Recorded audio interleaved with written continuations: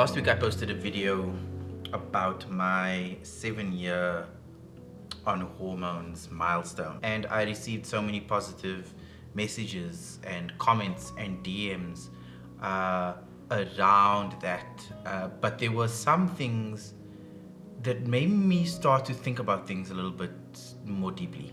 Over the last couple of years on this channel, I've been incredibly intentional and deliberate about normalizing and visibilizing trans people and trans narratives, and creating stories that are inclusive in a way that makes it feel like we're just there, we're just having a conversation without the heaviness around all of these issues that trans people are facing around the world. And so many people in the messages were saying that they can't wait to start hormones, and some of them have been on it for a while, but aren't sort of, I guess, happy with the results that they got. And some of the comments and DMs that I got were people sharing their experiences around being on hormones. Some people have been on hormones for a while, and other people are yet to start it.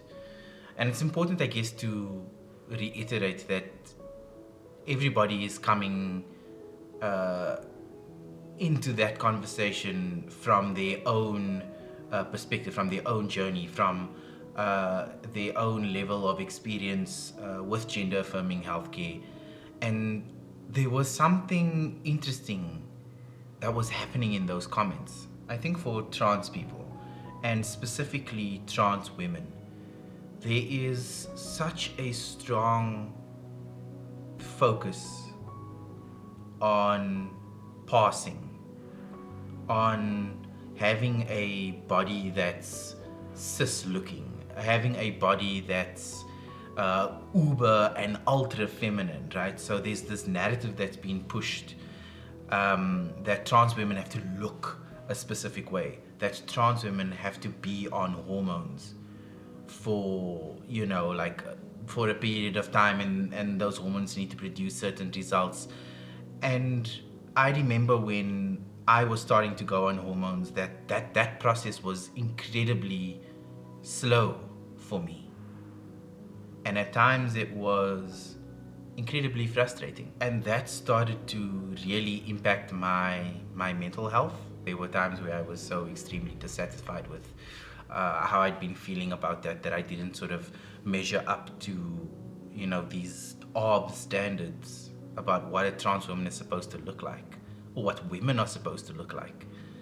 That, I started developing issues with anxiety, and I was depressed for a very, very long time. And that headspace, that sense of never being good enough and never feeling like you're gonna measure up,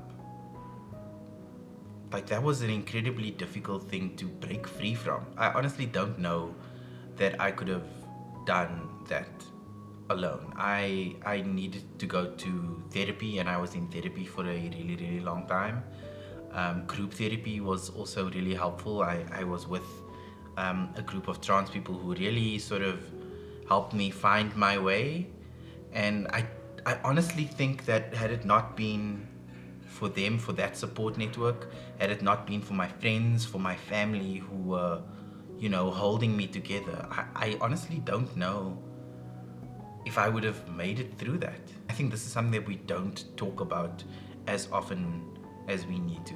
We need to talk about these unrealistic expectations that society has placed on us to look a particular way, to be a particular way, to have particular mannerisms, to sound a particular way. I know for me, I constantly get asked questions about my voice, and if I ever want to change my voice, or my voice is too manly, or I don't like your voice. And I love my voice. I like the way it sounds. I grew up hearing it my entire life, obviously, because it's my voice.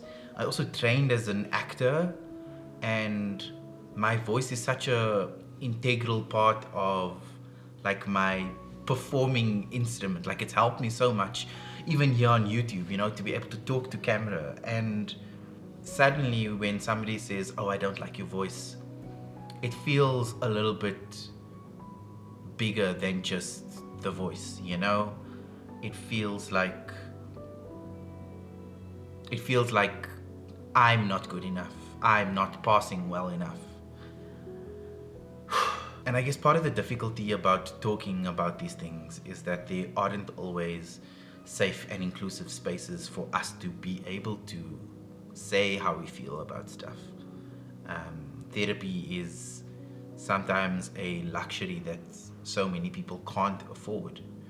For most people who are living here in South Africa, most people don't have medical aid.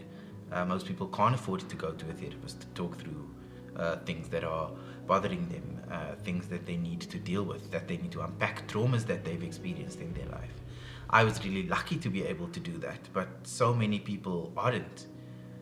And then the question that I then ask is, well, how do I hold and support those siblings, those other members of my community who also need to process things for themselves? And I see and feel this so strongly with, like young trans people that I meet. There are an incredible group of young people who are coming up now where the gender binary is mattering less and less to them, and that's incredible. But at the same time, there are people who are experiencing immense pressure to look a particular way, to sound a particular way, and that's been negatively impacting their mental wellness. I mean, I came out pretty late in my life. I think I was in my mid-20s, and I think about how different my life would have been had I had a support system, had I had the language and the space to articulate how I felt, to articulate my transness, and to be in that and to live in that. And for young people, I think I have a particular softness for you, you know? The world is sometimes really, really rough, and all you need is somebody to just tell you that it's going to be okay, that things will work out, that they'll get better. And I wish I had somebody to say that to me when I was younger. And I think I'm going to say it to you, that things will get better, that things are going to be okay, and that there is space for you, and you are held and loved. And while we're here, let me introduce you to the collaborator on this video, who is Big Sis.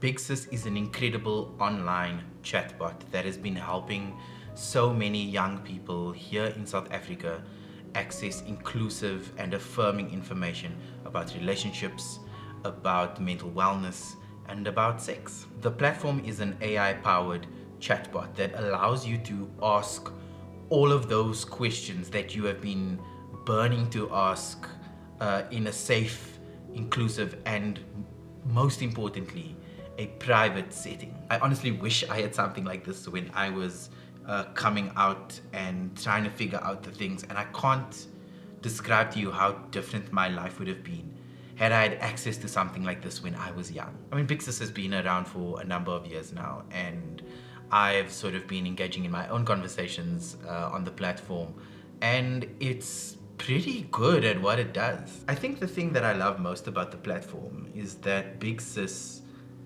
feels organic. It feels like I'm talking to a person, and there's a sort of trust that I have in the information that it's giving me. Like, I fact-checked things and it's pretty accurate. So yeah, I don't know, like this combination of privacy and this accurate information makes it like a really, really, really great resource. Head to the link in the description of this video to chat to Big Sis on WhatsApp and on Facebook Messenger, and you can ask them all of the questions that you've been dying to in a judgment-free and secure space. Honestly, I wish I had this when I was when I was growing up. Thanks, Big Sis, for collaborating with me on this video. I think the more resources that we have to make our lives a little bit easier as it pertains to our mental well-being are so critical. There are so many things that we need to think about when we're talking about trans and queer people accessing mental wellness support. But it starts with like the little things, and I think it also starts with us. It starts with you, to create those spaces that are safe, where people feel okay to talk to you about the things that matter to them. And I think if we can start with those little things, I think we'll be on the right track. As always, thank you so much for watching. I really appreciate all of you sticking around. And if you are not already subscribed to this channel, please go ahead and hit that subscribe button and turn the bell on for notifications so that you're in the loop for when we upload more videos. And I'll see all of you in the next one. Ciao.